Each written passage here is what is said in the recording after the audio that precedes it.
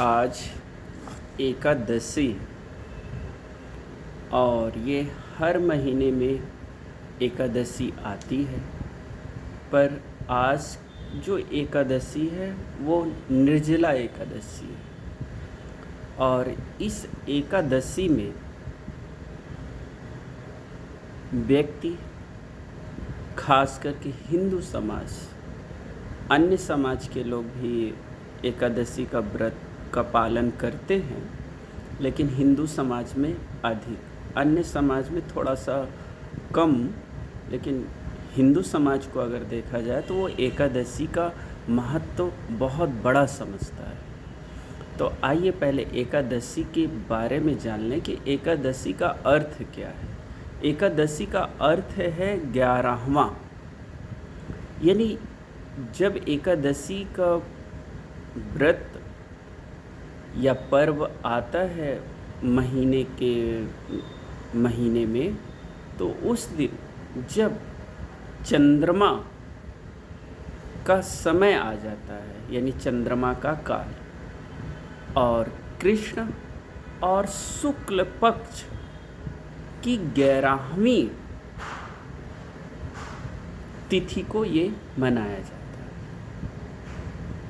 और इस पक्ष में, अच्छा, इसे 11वां क्यों कहा गया? आध्यात्मिक दृष्टि से 11वां का अर्थ है हमारी 10 इंद्रियां, 5 ज्ञान इंद्री और 5 कर्म इंद्री और 1 मन। अगर आध्यात्मिक दृष्टि से देखें, तत्व ज्ञान की दृष्टि से देखें तो तब भी 11 होता है। और अगर हिंदू पाचांक के हिसाब से देखें तब भी एकादशी का अर्थ 11वां माना गया है, क्योंकि इस तिथि को चंद्रमा अपनी प्रकाश को बढ़ाने लगता है, पूर्ण करने लगता है, या यूँ कहो कि पूर्ण प्रकाश में आ जाता है। और इस दिन एकादशी का व्रत लोग रहते हैं। और ये बहुत ही खास एकादशी है कि एक तो ये मौसम बदल रहा है और दूसरा निर्जला एकादशी। अब इसका आध्यात्मिक धार्मिक महत्व समझ लें। अगर हम हिंदू रीति रिवाज से धार्मिक महत्व को देखें तो ये भगवान विष्णु के नाम पर उनकी भक्त या वैष्णव भक्त या उस पालनकर्ता भगवान के नाम पर ये व्रत रहा जाता है। क्योंकि हमारे समाज में, हिंदू समाज में, हमारे का मतलब हिंदू समाज में, ब्रह्मा को सृजन, विष्णु को पालन करता और शिव को संहार करता माना गया। तो महीने में जो एकादशी है उसे पालन करता भगवान विष्णु के नाम पर इस एकादशी का व्रत लोग संकल्प लेते हैं और उन्हीं के नाम से संकल्प लेते हैं और उन्हीं के नाम से इसे पूर्ण भी करते हैं। पर ये एकादशी क्यों मनाई जाती है? उस पौराणिक कथा पे, एक पुराण में कथा है इसकी, उस दिन से ये एकादशी का प्रचलन हुआ क्या कि बहुत पहले पुराणों में एक कथा है। मूरासुर नाम का एक दैत्य था। वो बचपन से ही, जब से वो जानने लायक हुआ, तब से उसे देवताओं से बड़ी चिढ़ होती थी। उसकी लालसा जगी कि मुझे स्वर्ग का अधिपत्य राजा बनना है। तो उसने बहुत कठोर तपस्या ब्रह्मा जी की की और ब्रह्मा जी को प्रसन्न करके मूरासुर ने वरदान मांगा कि अब तक जितनी भी शक्तियाँ अवतरित हैं या चली गईं या हैं, या जो भी अस्त्र शस्त्र है, ध्यान देना, जो भी शक्तियाँ हैं या चली गई, इस ब्रह्मांड में जो भी शक्तियाँ हैं, उनके हाथों से, चाहे वो देवता हो, असुर हो, मानव हो, कोई भी हो, वो मुझे ना मार पाए और ना जीत पाए। ऐसा ब्रह्मा जी से वरदान ले लिया। मुरासुर। और वरदान लेने के बाद मुरासुर ने, जैसा सभी राक्षस करते हैं, राक्षस का मतलब अज्ञानता में, किसी के पास भी अज्ञानता में कुछ भी आ जाए तो उसका वो दुरुपयोग करता है, वैसे ये राक्षस ने भी किया। इसको इतनी भारी तप के बाद इतनी शक्ति मिल गई और उस शक्ति का इसने गलत उपयोग किया और तत्काल जो सोचा था, जिस भाव से उसने तपस्या किया था वही किया। तत्काल स्वर्ग पे आक्रमण किया और स्वर्ग पर उसका आधिपत्य हो गया। और स्वर्ग पर आधिपत्य करने के बाद फिर उसका घमंड जगा तो भगवान विष्णु को युद्ध के लिए ललकारा। तो भगवान विष्णु भगवान ने मुरासुर से युद्ध नहीं किया, मुरासुर को दिखाकर वो एक पहाड़ की गुफा में जाके विश्राम करने लगे। दिखाया क्यों? क्योंकि जब दिखाएगा तभी तो वो असुर उसके पीछे पीछे आएगा।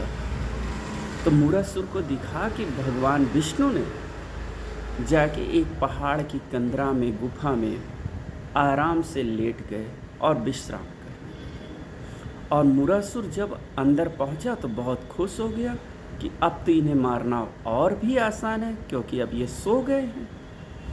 और जैसे ही मुरासुर ने उन पर प्रहार करने की कोशिश किया, वैसे ही भगवान के पूरे शरीर से एक विराट ऊर्जा अचानक पैदा होती है और वो स्त्री का रूप धारण कर लेती है। और वही प्रकाश से जो स्त्री का रूप धारण हुआ, वो शक्ति ने मुरासुर का वध कर दिया, संहार कर दिया। और संहार करने के बाद वो शक्ति भगवान को प्रणाम करने लगी। तो भगवान की नींद खुली, होश जगे। तो भगवान ने कहा कि जाओ, आप एकादशी के नाम से दुनिया में पूजी जाओ। भगवान का आशीर्वाद है, भगवान विष्णु का, कि उस शक्ति को जो स्त्री रूप धारण की, उसको भगवान ने आशीर्वाद दिया कि जाओ, आप एकादशी के नाम से पूजे जाओगे। उस दिन से इस एकादशी को लोग मानने लगे और उस शक्ति की कृपा पाने के लिए भगवान विष्णु के नाम से एकादशी का व्रत लोग रहने लगे। और उस दिन से जो भी भगवान के भक्त हैं या जो वैष्णव भक्त हैं या जिन्हें श्रद्धा है भगवान पे, या उन्हें पता है कि कोई ऐसी शक्ति है जो हमसे भी महान है, हमसे भी श्रेष्ठ है, हमसे भी गुणवान है, उसके नाम से इस दिन व्रत रहते हैं और मौन होकर पूरा दिन प्रेम से जीवन व्यतीत करते हैं और भगवान का स्मरण करते हैं। अब चूँकि भगवान का स्मरण क्यों करते हैं? जब भगवान का स्मरण करेंगे मौन होकर, तो जैसे भगवान विष्णु भगवान के मौन होने पर, विश्राम करने पर एक शक्ति प्रकट हुई, वैसे ही हमारे भीतर भी एक असीम ऊर्जा प्रकट होगी इस दिन व्रत रहने से। और वो ऊर्जा हमारे शरीर के सारे सिस्टम को सही कर देता है, शरीर को नई कांति प्रदान करता है, शरीर को नई ताकत देता है, मन को पवित्र करता है। और इस एकादशी व्रत के महत्व को आज वैज्ञानिक भी स्वीकार करते हैं कि एकादशी का व्रत रहने से मनुष्य के शरीर में पाचन शक्ति में एक गजब का सुधार आता है। कैसा सुधार आता है? पाचन, जो हमारा डाइजेशन सिस्टम है, जो शरीर के भीतर के आर्गन हैं, पेट के लीवर, किडनी, जो कुछ भी है, उनके अंदर जो विषाक्त तत्व है वो सब बाहर निकल जाते हैं। क्योंकि इस दिन वो व्यक्ति पूरा खाली रहता है। तो खाली रहने पर जो भी शरीर में हानिकारक तत्व हैं वो सब बाहर निकलने लगते हैं। इसलिए मेरा मानना है कि हर व्यक्ति को रहना चाहिए, ना एकादशी के नाम से तो महीने में 2 बार जैसे भी आप जिस भी भगवान को मानते हो उस भगवान के नाम पर रहना चाहिए। और अगर हम देखें, कोई भी धर्म का व्यक्ति हो, हर धर्म में उपवास का, व्रत का अलग अलग तरीके से नियम जरूर, चाहे वो मुस्लिम धर्म हो, पारसी धर्म हो, ईसाई धर्म हो, कोई भी धर्म हो, सब में व्रत का विधान है, प्रार्थना का विधान है और मौन का विधान है, हर धर्म में। तो अगर आपको थोड़ा सा भी लगे, दो कारण से, अगर आपको श्रद्धा है तो भी भगवान के नाम पे रहें, और अगर आप चाहते हैं कि मेरा शरीर लंबे समय तक स्वस्थ रहे, खुशहाल रहे, जो भी चीज़ हम खाएं पिएं वो सब हमें शक्ति और ऊर्जा दे, तो हम सबको अपनी क्षमता, ताकत और समय के अनुसार से ज़रूर व्रत रहना चाहिए, उपवास रहना चाहिए। कहने का अर्थ, कुछ समय तक खाली पेट हमें ज़रूर व्यतीत करना चाहिए, और कम से कम महीने में 2 बार व्यक्ति को, नहीं तो 1 बार ही सही, व्यक्ति को 1 दिन का उपवास लेना चाहिए अपनी क्षमता के अनुसार। अगर आप गहरे बीमारी से ग्रस्त हैं तो आप अपने डॉक्टर से पूछ लें, या आपकी जो क्षमता हो उतना रहें। पर आध्यात्मिक दृष्टि से या धार्मिक दृष्टि से हर व्यक्ति को आज व्रत रहना चाहिए, चाहे वो पूरा दिन ना रहे तो 2.5 घंटे ही रहे, 5 ही घंटे रहे, हाफ टाइम रहे, 2 घंटे रहे, 1.5 घंटे रहे, लेकिन उसे रहना चाहिए। इसका एक बहुत बड़ा महत्व है, क्योंकि इस दिन चंद्रमा अपनी पूरी कला के साथ प्रकट होता है, और मानना है कि चंद्रमा को जिसने साध लिया उसके शरीर से सारे रोग मिट जाते हैं, क्योंकि चंद्रमा को दूसरा रूप अमृत का रूप माना गया है, और जिसके जीवन में चंद्रमा सध जाए, वो अमृत प्रकट हो जाए, तो क्या उसका जीवन सरल नहीं हो जाएगा? हो जाएगा। एक बार आप इसे करके देखें, प्रयोग करें।